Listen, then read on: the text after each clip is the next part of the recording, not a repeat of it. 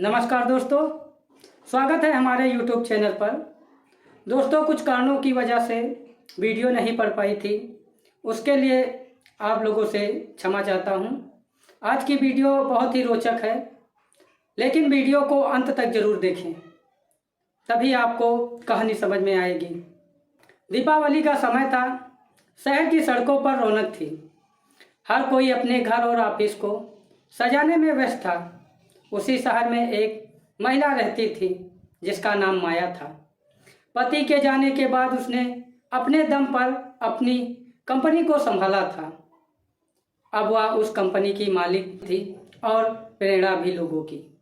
दीपावली के दिन सुबह सुबह माया अपनी कंपनी पहुंची।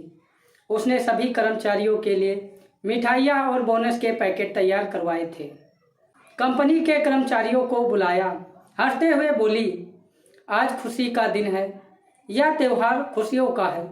सभी लोग मुस्कुरा रहे थे। कुछ लोगों ने तो दिल से कहा, मैडम जैसी बॉस हर किसी को मिले। माया सबको देख रही थी। उसके दिल में संतोष था कि उसने अपने पति के जाने के बाद भी अपना सब कुछ बिखरने नहीं दिया। जब सभी को गिफ्ट और बोनस मिल गया तो माया उठी और जाने लगी, लेकिन तभी उसकी नज़र एक कोने की तरफ पड़ी जहां एक युवक झाड़ू लगा रहा था। उसने साधारण कपड़े पहने थे, मगर चेहरा सीधा साधा और आंखों में ईमानदारी झलक रही थी। वो कंपनी का सफाई कर्मी था। उसका नाम रोहित था। माया कुछ पल के लिए रुकी और बोली, अरे रोहित, तुम गिफ्ट लेने क्यों नहीं आए? रोहित थोड़ा झिझकते हुए बोला, मैडम मैं नया हूँ, अभी कंपनी में 10 महीने मुझे नहीं हुए हैं। मैनेजर ने कहा था कि जिसका 1 साल पूरा हो गया सिर्फ उन्हीं को ही बोनस और मिठाई मिलेगी, इसलिए मैं नहीं गया। माया के चेहरे पर हल्की मुस्कान आई, मगर दिल के अंदर कुछ और खटक गया। उसने सोचा, कैसा मैनेजर है जो अपने कर्मचारियों में फर्क करता है। वो बोली, ठीक है, अब तो गिफ्ट सब बढ़ चुके हैं, पर तुम्हें मैं एक स्पेशल गिफ्ट दूंगी। रोहित थोड़ा हैरान था, मगर उसने सिर हिलाया। माया बोली, चलो मेरे साथ कार में बैठो। दोनों कार में बैठ गए।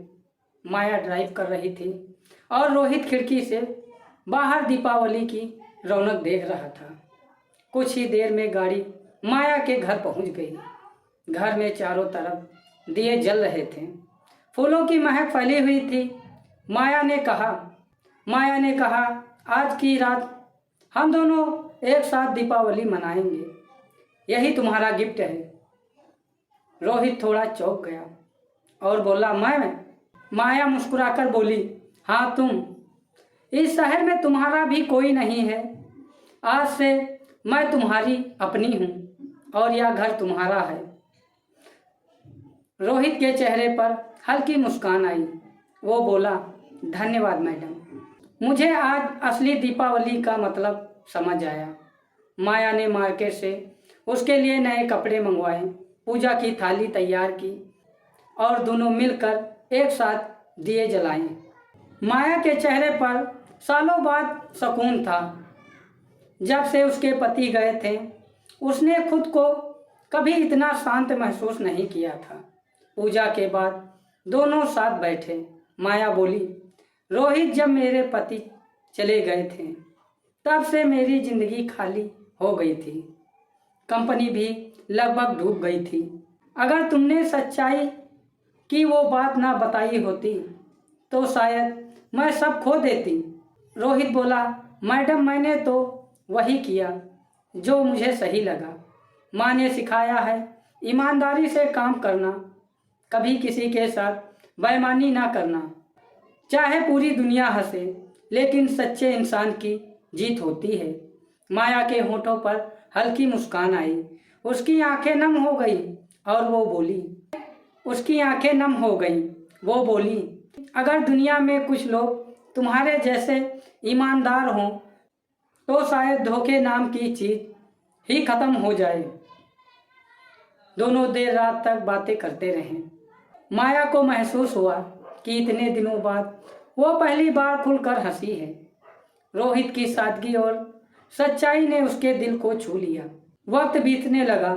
कंपनी धीरे धीरे पटरी पर आने लगी।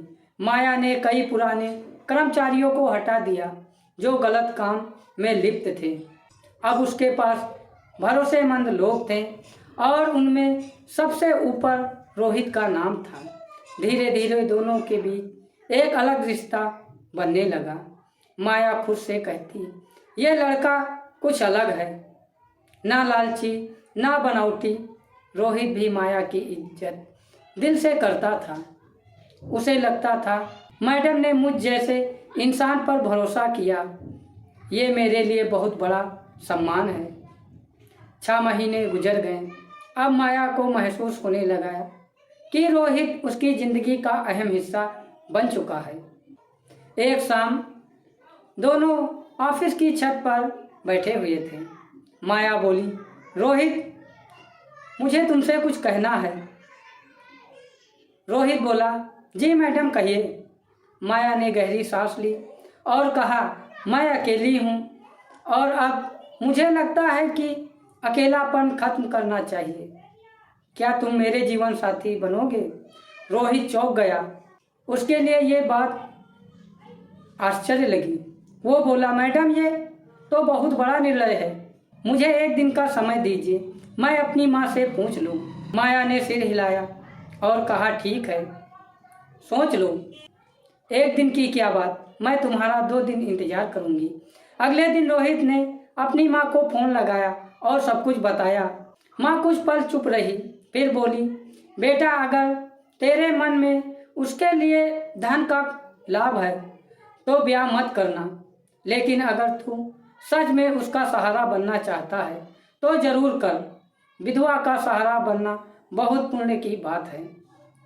लोग भले कुछ भी कहें, लेकिन तेरी माँ तुझ पर गर्व करेगी।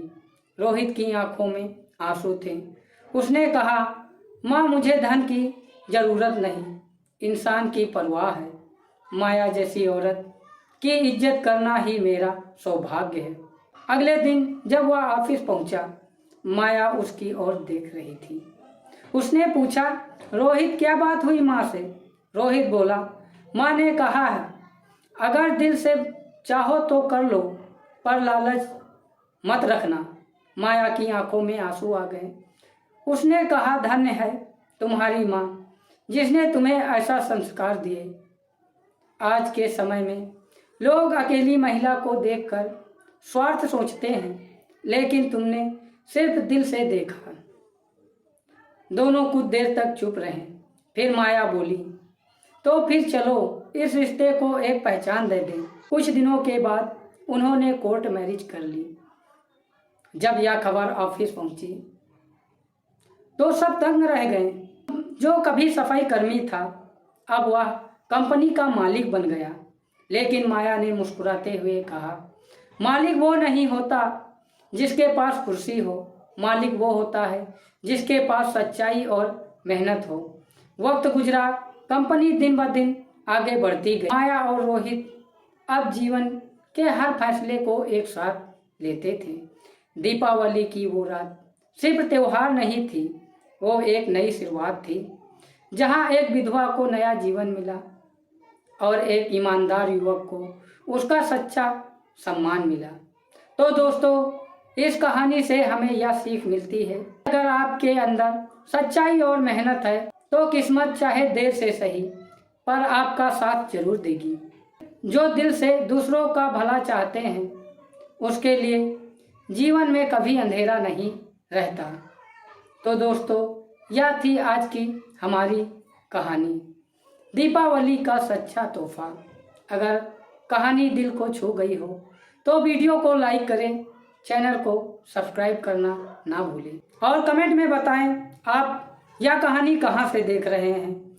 माया और रोहित की यह सच्ची प्रेरणादायक कहानी आपको कैसी लगी? मिलते हैं अगली नई और सच्ची कहानी के साथ। तब तक के लिए नमस्कार, जय हिंद, जय भारत, धन्यवाद।